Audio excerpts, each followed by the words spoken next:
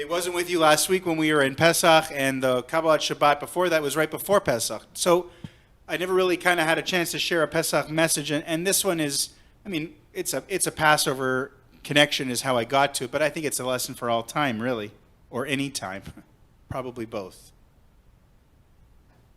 Sometimes, I'm sure you've been somewhere where you're listening to someone speak, or you're watching a movie maybe, and it's almost inexplicable, but you hang on to you pick something out that you've never heard, maybe just one sentence. Maybe if it's somewhere you've been many times, it's something that stands out to you that never caught you before. That's what I'm getting at.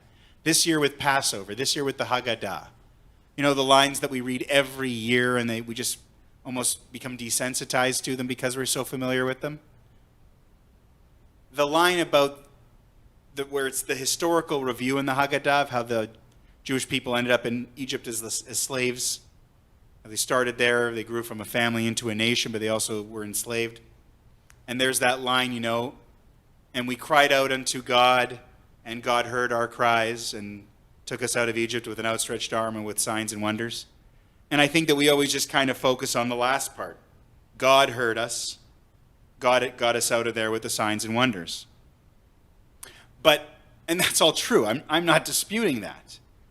But step one, and it only really kind of dawned on me, and maybe I'm just late to the party. Maybe you all already knew this. But step one was, and the people cried out. When you want big changes to happen in your job or in your family or with your friends, like big changes, when you don't like how something is, when you can't take it anymore. If you want it to change, if you feel enslaved, like your freedom has been taken away, if you want it to change, you can't whisper, you can't drop hints, you have to cry out. Yes, God did all these amazing, miraculous things. We are thankful, truly indebted, and we celebrate that.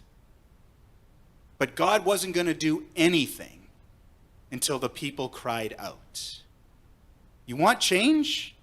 You have to find your voice, and you have to find your outdoor voice, your loud voice. I don't mean necessarily to be the loud, but you need to stand out. You need to find your voice. And recently in my life, I feel like I had a moment where I found mine.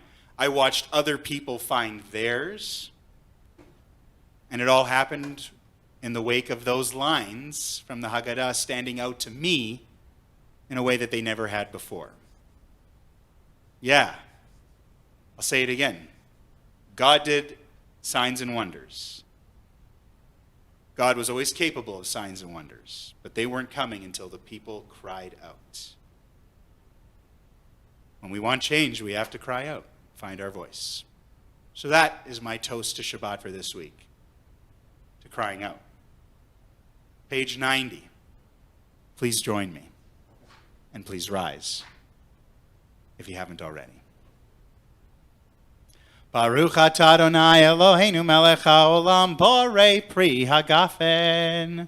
Baruch atah Adonai Eloheinu melech haolam asher kidshanu b'mitzvotav v'ratzavanu v'shabbat kodsho b'aval ratzon hinchilanu zikaron l'maasev reshit ki hu yom techila l'mikra'ei kodesh Zecher litziad Mitzrayim, kivanu v'acharta ve'otanu kidashta mikol amim, v'shabbat kodshecha be'ava uvratzon hinchaltanu.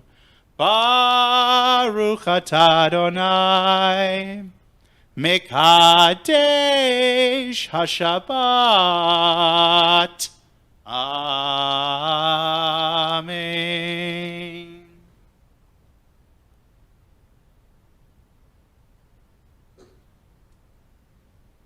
Ooh. I think Larry swapped bottles.